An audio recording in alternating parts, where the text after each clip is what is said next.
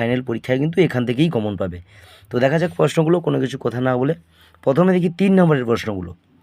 মনে হলে দুঃখে লজ্জায় ঘৃণায় নিজেই যেন মাটির সঙ্গে মিশিয়ে যাই। কি মনে হলে কেন লজ্জায় মাটির সঙ্গে মিশে যেতে ইচ্ছা হয়? পরবর্তী প্রশ্ন, ইহা যে কত বড় ভ্রম কয়েকটি স্টেশন পরেই সে অনুভব করিল, ভ্রমটি লেখো।